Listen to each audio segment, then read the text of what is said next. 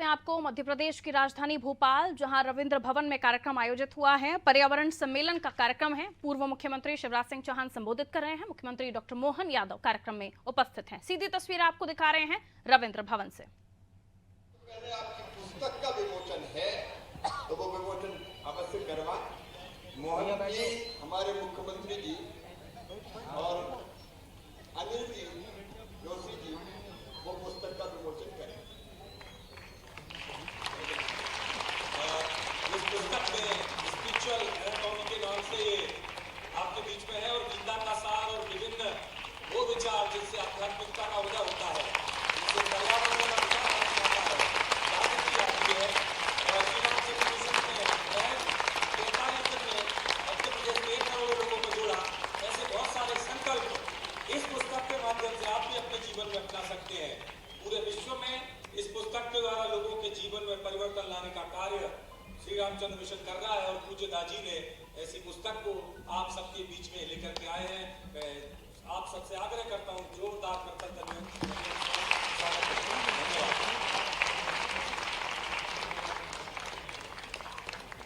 जोरदार तालियों से अभिवादन करें।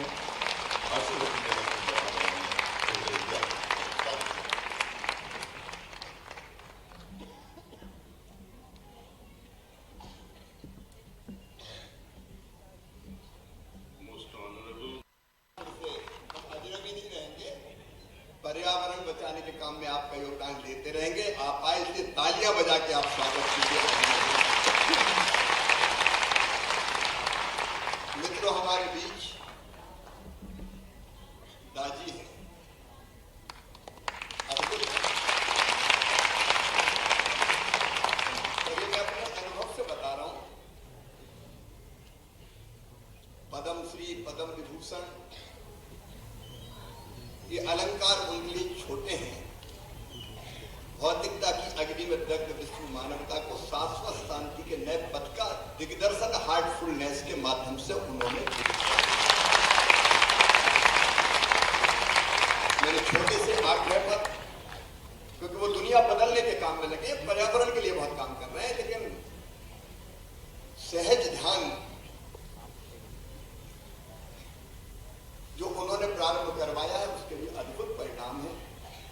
मेरे छोटे से आग्रह पर वो पधारे हैं। स्वास्थ्य ठीक न होने के बावजूद मैं उनका हृदय से आभारी हूं और आप तालियां बजा के उनका स्वागत कीजिए, हृदय से अभिनंदन कीजिए। और मैं अब उनसे विनम्र प्रार्थना करता हूं कि आए और हम सबका मार्गदर्शन करें। श्रद्धेय दादी,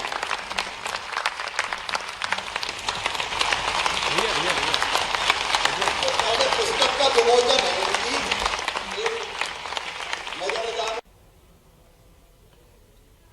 बहुत पानी के तालाब बना दिए सिर्फ 3 महीने के अंदर, और इसकी वजह से इस मौसम में अगल बगल के जितने भी गांव हैं वहां पानी भरपूर हो गया। जो अभी 3 दिन फसल ले रहे हैं तो उनकी इकोनॉमिकल इम्पैक्ट भी बहुत जबरदस्त रहा। Anyway, my first footsteps into making forests has been in Madhya Pradesh. ये इनकी चाह के है, चाहत से है, प्रभु की कृपा है। यहाँ की जनता का भी बहुत सपोर्ट रहा है। और उन्होंने जो नायडू गारू जो यहाँ बैठे होंगे कहीं पे, और साहब जी कॉर्पोरेशन कहो या ऑर्डर्स कहो, जन अभियान और आप सब, चूंकि देर बहुत हो गई है, मैं प्रधानमंत्री के कार्यक्रम में आज उन्होंने जम्मू कश्मीर से उच्चतर शिक्षा का पूरा कार्यक्रम और उसमें सहभागिता, तो कश्मीर को लेकर के हम सब जानते हैं कि पर्यावरण की अगर बात चल रही है तो कश्मीर से श्रेष्ठ कौन सा प्रांत हो सकता है। कश्मीर का जो हम आनंद है परमात्मा की विशेष कृपा। पर्यावरण के इस कार्यक्रम में आने थोड़ा विलंब हुआ, मैं वहां से आया हूं। परमात्मा जब प्रसन्न होता है तो पर्यावरण के लिए केसर भी अगर हमको मिलती है तो कश्मीर से ही मिलती है, उसके बिना केसर भी नहीं आती। कैसा उनका अपना परमात्मा की लीला है, ब्रह्म कमल खिलता है, तो ब्रह्म कमल खिलने के लिए कितनी परीक्षा लेती पृथ्वी माता हमसे, और वनस्पति जिस रूप में आती है तो ऐसा लगता है कि विशेष आनंद आया है, विशेष आशीर्वाद मिला। और हम तो उस संस्कृति के एक तरह से पुजारी हैं, जिसके कारण से भोजन भी भगवान बिना तुलसी दल के ग्रहण नहीं करते हैं। तुलसा जी की जो महत्ता वो छिपी हुई नहीं है हमारे सबके सामने। और मैं जहाँ से आता हूँ, बाबा महाकाल की नगरी है, बिना बिलपत्र के भगवान भी प्रसन्न नहीं होते हैं। वन से कितना उनका सुंदर संबंध आता है। हमारे अपने विजय की कामना अगर हो तो विजय के लिए कौन सी पत्ती ढूंढते हैं अपन दशहरे के दिन? बिना विजय भगवान राम को भी समय के पूजा के बिना विजय श्री हासिल नहीं हो। हम तो वन से कितना गहरा संबंध रखते। और जीवन की बात करें तो जीव और वन में संधि विच्छेद कर दो तो बिना वन के कैसा जीवन? वन और जीवन, वन और उपवन। अगर वन हटा दे तो कृष्ण कन्हैया कहाँ हमारे लिए जमुना जी का आनंद देंगे? कहाँ कदम्ब का क्या कहावत और क्या दुनिया हमारी है। और कई जन्मों के पुण्य के बाद इसी कारण से तो हमने इस पृथ्वी माता को खास करके भरत भूमि में हमने जन्म लेकर के ये सभी ऋतुओं का आनंद देते हुए जिस प्रकार से परमात्मा ने विशेष आशीर्वाद दिया, इसी कारण से हमारे यहाँ संत की भी श्रेणी बन गई कि ऋषि और मुनि। और ऋषि और मुनि में अगर हमने ऋषि मुनियों को व्यक्तिगत जीवन में देखना हो तो मुनि वो जिनने ब्रह्मचर्य जीवन अपनाया हो, और ऋषि वो जो न्यूनतम संसाधन में अपना जीवन समाज को समर्पित करते हुए सब कुछ जो अपने जीवन में पाए वो सबको देने के लिए रखे। और जीते जी ऋषि मुनि ढूंढना तो अपने वृक्षों में हम देख सकते हैं, वो हमारा जीवन देते हैं जो सीधे सीधे हमारे को अपने जीवन से। इसी कारण से कोई भी त्योहार बिना हमारे आम के पत्तों के साथ कैसे चल सकता है जब हमने मंगल द्वार की सजावट नहीं करे? कोई पूजा पाठ कैसी हो सकती? कलश के नीचे आम के पत्ते नहीं आए।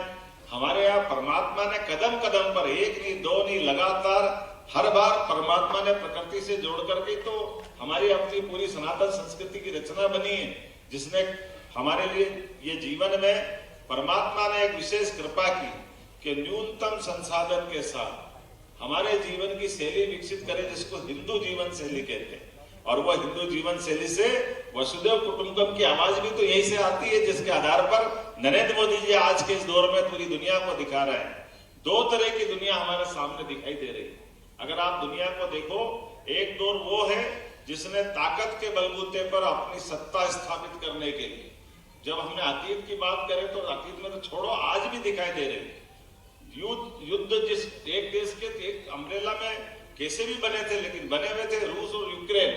जब कई सालों तक इकट्ठा रहेगा तब तो कुछ आत्मीयता बन जाती, लेकिन आज भी जिस बात को ताकत के भरोसे से दबाने का जो संस्कार उनने पाया था वो बाहर निकल के आया है। उसी कारण से इजराइल का युद्ध हो, बाकी युद्ध हो, और ऐसे युद्धों की आहट के बीच में शांति का संदेश कैसे निकलता है, तो भारत की तरफ से निकलता है। वो होंगे जो तलवार के बल पर दबाते हैं। हम तो कोविड में लोगों को दवाई बांटते हैं, हमको मिलते हमारे यशस्वी प्रधानमंत्री उस वसुदेव कुटुंबकम के आधार पर तो दुनिया में अपने जो पाया वो सबको देने के लिए निकल पड़ते। और एक नहीं दो नहीं, ऐसे हजारों हजारों उदाहरण बड़े पड़े। इसलिए आज हमारे अपने इस देश के अंदर भारत की जो दुनिया में महत्ता है वो हमारे विचार के कारण से, कि जो हमने समूची वसुधा को एक परिवार माना। हमारा कुटुंब कौन सा? मानवता। हमारा विचार कौन सा? शांति। हमारे अपने दर्शन क्या है? वो हमारे अपने दर्शन प्रकृति के साथ जीने की कदम कदम पर जो हमको सीख मिलती है, वो कोई शास्त्रों में लिखी होगी, वो लिखी होगी भोजपत्र पढ़ करके। राजा भोज को भी 1000 साल बाद हम याद करते हैं, क्योंकि हमारे साहित्य रचना भी भोजपत्र पे वन से तो रिश्ता जोड़ती है, वन से कहाँ अलग ले जाती है। हमारे लिए तो एक नहीं दो नहीं, अगर अपना दूर दराज जंगल में भी कोई अलग निवेदन करता संत तो उनका जलने वाला सामने जिसकी वो धुनी तापते हैं, बिना वृक्ष के कोई धुनी ताप सकता था क्या? लेकिन जलती धुनी एहसास कराती है कि जब तक जंगल है तब तक ही जीवन है, बिना जंगल के जीवन संभव नहीं है। ये जो कदम कदम पे हमको सीख मिलती है, मैं अपनी ओर से यशस्वी माननीय शिवराज जी भाई साहब को धन्यवाद देना चाहता हूँ, जिन्होंने एक अपने जीवन में एक नया अलग खास करके इस चौथी पारी में लगाया था कि एक दिन एक पेड़ रोज, और एक आपके माध्यम से कितनी बड़ी गंगा की धारा के समान अलग अलग तरह से आपने जोड़ा। किसको छोड़ा? आपने ब्रह्म कुमारी दीदियों को जोड़ा, तो अपने बोहरा समाज को जोड़ा, और अलग अलग प्रकार से बच्चों को जोड़ा। पर्यावरण में रुचि बनाने के लिए, रोज पेड़ लगाने के लिए कितना सुंदर विचार। और एक पेड़ रोज, चाहे कोविड का कठिन काल हो या कितनी जरूरी कोई आवश्यक यात्रा हो, हर दिन आपने याद रखा। ये हम सबके लिए प्रेरणादायी है। मैं बधाई देना चाहता हूं और आपको ये सुंदर आयोजन की बधाई देना चाहता हूं, जिसके माध्यम से आपने कुछ कहा है। तो कहा क्या है? आपने सबके लिए कहा, आपने अपने लिए तो कुछ बोला ही नहीं। आपने कितनी सुंदर बात कही कि वृक्षों का बैंक होना चाहिए। निश्चित रूप से ये कोशिश करेंगे कि हमारे नर्सरी के माध्यम से यहाँ पर ये खास करके स्थानीय निकाय में कहेंगे कि पहले तो बरसात के समय रखते थे, अब पूरे साल भी रख सकते हैं कि कोई अपने जन्मदिन पर या कोई खास अवसर पर लगाना चाहे तो वृक्ष उनको मिले। और इसी प्रकार से जगह जगह अपने टीएनसी अगर नक्शा पास करता है तो हर जगह खास करके नगरीय क्षेत्र में तो वृक्ष की बगीचे में रहते ही हैं।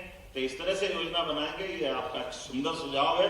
मैं आज ही आपका विचार बिल्कुल नीचे तक पहुंचाने का प्रयास करूंगा कि जो स्थानीय निकाय होंगे या ग्रामीण की ग्रामीण पंचायत होगी, वो निश्चित जगह अपने पास रिजर्व करे, जहां पर जो भी अगर वृक्ष लगाना चाहे, पेड़ लगाना चाहे, पौधा लगाना चाहे, तो निश्चित रूप से उसको जगह मिलना चाहिए। इसी बात में कोई संकट नहीं है। आपने दो और अच्छी बात कही। आपने कहा सोलर पैनल, वास्तव में बात सही है। बिना बिजली के हमारे यहाँ ये आज का दौर तो इसी प्रकार का है, लेकिन बिजली के लिए अगर परमात्मा ने शुरू से गुंजाइश निकाली और यशस्वी प्रधानमंत्री ने उसका अभियान लगाने की बात कही है, तो सोलर सिटी आपने सांची को बनाया है। इसी अभियान को आगे चलाते हुए जहां जहां हो सकता है निश्चित रूप से सोलर पैनल के लिए अपन आगे बढ़ेंगे। और आपने प्लास्टिक को उपयोग, खास करके सिंगल यूज प्लास्टिक की बात कही है, मैं उससे भी सहमत हूँ। सरकार के आधार पर समाज को भी जागृत करेगा और समाज आप अपनी सबकी आवाज सुन रहा है। निश्चित रूप से प्लास्टिक के खतरे हम सब पहचानते हैं, लेकिन आज तो मैं आपको पुनः पर्यावरण सम्मेलन में बहुत अच्छा आयोजन की, लगातार इस संकल्प को आपने बनाते हुए चलाया है। परमात्मा करे आप सहस्त्रायु हो, हमेशा इसी अभियान से जुड़े रहे और इसी प्रकार से अलग अलग क्षेत्रों में आप प्रेरणा देते रहे। राजनीतिक क्षेत्र में होने के बावजूद भी ये जो प्रेरणा दी आपने खास करके पर्यावरण के प्रति, ये कोई ऐसी सामान्य बात नहीं हो सकती। ये विलक्षण व्यक्तित्व ही होते हैं जो इस प्रकार की प्रेरणा देते हैं। मैं आपके पूरे उज्जवल भविष्य की कामना भी करता हूँ और परमात्मा करे आपके यश और बढ़ता जाए। जीवन की सब कुछ आकांक्षा आपने जो सुजीव सब आपको दे और आपके माध्यम से हम सब भी गौरवान्वित होते रहे। बहुत बहुत धन्यवाद। भारत माता की। बहुत बहुत धन्यवाद माननीय मुख्यमंत्री जी। मित्रों, प्रसिद्ध दिगंबर संत आचार्य श्री विद्यासागर जी महाराज विगत शनिवार रात महाप्रयाण कर गए। लोगों में आध्यात्मिक जागृति के लिए उनके बहुमूल्य प्रयास सदैव स्मरण किए जाएंगे। समाज के लिए उनका अप्रतिम योगदान हर पीढ़ी को प्रेरित करता रहता है।